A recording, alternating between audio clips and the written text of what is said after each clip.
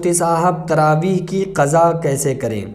देखिए, अगर किसी इंसान की तरावीह छूट गई, यानी कि वो रोज़ाना पढ़ रहा था या उसकी तरावीह निकल गई, छूट गई, मस्जिद में पढ़ने वाले की छूट गई, जमात से पढ़ने वाले की छूट गई, या वक्त निकल गया और तो औरतों ने नहीं पढ़ी, तो उसकी क़ज़ा कैसे करें। देखिए, तरावीह की जो टाइमिंग है, यानी कि कब से कब तक पढ़ सकते हैं, आप पहले इसको समझ लें। ईशा की नमाज के बाद, ईशा की नमाज़ आपने पढ़ ली, ईशा से आप फारिग हो गए, ईशा की नमाज से लेकर आप इसको सहरी के वक्त तक, सहरी तक यानी कि फ़ज्र तक आप इस नमाज को तरावी को पढ़ सकते हैं। ये इसकी टाइमिंग है, क्योंकि क़ियामुल लैल है, रात की नमाज है, तो आप रात के किसी भी हिस्से में पढ़ सकते हैं। लेकिन ईशा के जस्ट बाद इंसान पढ़ लेता है, फिर उसके बाद तो थक जाता है, तो फिर वो सो जाता है, लेट जाता है, या जमात के साथ पढ़ता है तो लोगों के साथ पढ़ लेता है। लेकिन अगर उसकी नमाज छूट गई तरावी, तो अब कब पढ़े। तो देखिए, अगर ईशा के बाद उसने जस्ट नहीं पढ़ी, या जमात से नहीं पढ़ पाया, या औरत कोई नहीं पढ़ पाई, तो उसके पास सिर्फ एक ऑप्शन है कि वो फ़ज्र होने से पहले पहले उसी रात, दूसरे दिन नहीं, उसी रात फ़ज्र होने से पहले पहले पढ़ ले। अगर उतनी देर में उसने तरावी की नमाज़ पढ़ ली तो वो पढ़ सकता है।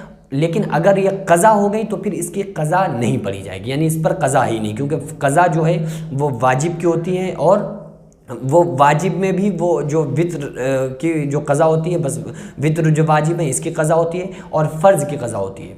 अब ये सुन्नत मुअक्किदा है, तो इसलिए इसकी क़ज़ा नहीं। आप दूसरे दिन तरावी नहीं पढ़ सकते, उसी दिन पढ़ सकते हैं। हाँ, उस वक्त अगर छूट गई तो आप के पास जो टाइमिंग है, जो आपके पास ऑप्शन है कि फ़ज्र तक आप पढ़ लें, तो फ़ज्र के वक्त तक आप पढ़ सकते हैं। तो अगर उस वक्त फ़िलहाल छूट गई, या तो फिर आपको चाहिए कि आप रात के किसी भी हिस्से में पढ़ लें, लेकिन आपको तरावी किसी भी हालत में नहीं छोड़ना चाहिए, क्योंकि अगर आपकी उस रात तरावी छूट गई तो फिर रात आपके पास कभी नहीं आएगी, और वो तरावी आपको कभी नहीं मिलेगी।